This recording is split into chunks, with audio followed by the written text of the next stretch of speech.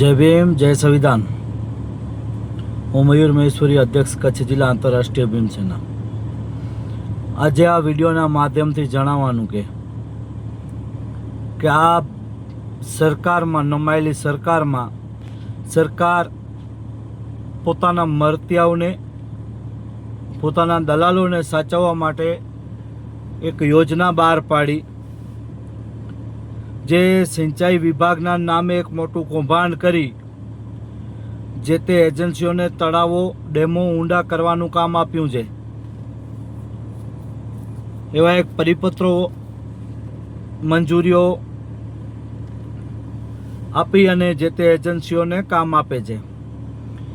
એમાં કચ્છ જિલ્લામાં મોટું કૌભાંડ ચાલી રહ્યું છે, જ્યારે ખરેખર સાચા જે લીજ ધારકો હોય છે એ લોકોને અનેક જાતની મંજૂરીઓ લેવી પડે છે, અનેક જાતના નિયમોનું પાલન કરવું પડે છે।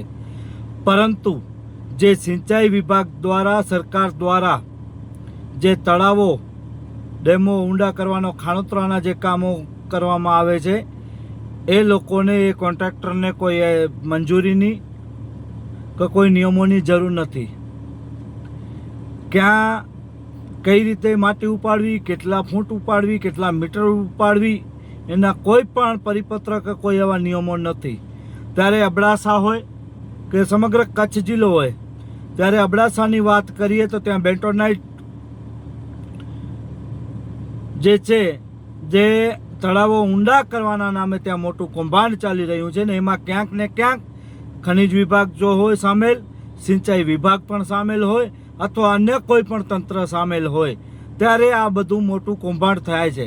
તો એ બાબતે તારીખ 18/6/2026 અને ગુરુવારના સમય સવારે 11 કલાકે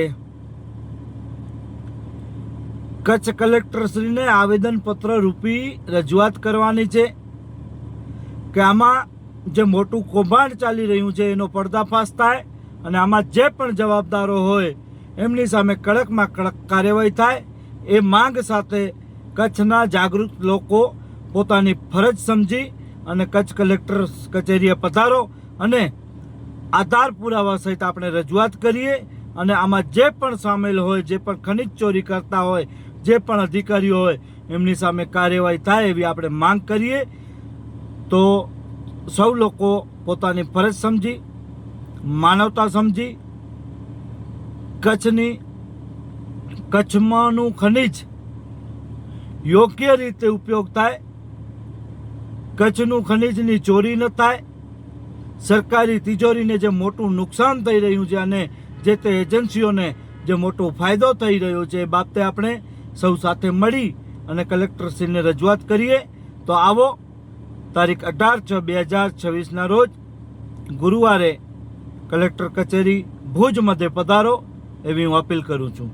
જય હિન્દ, જય ભીમ, જય સંવિધાન મિત્રો।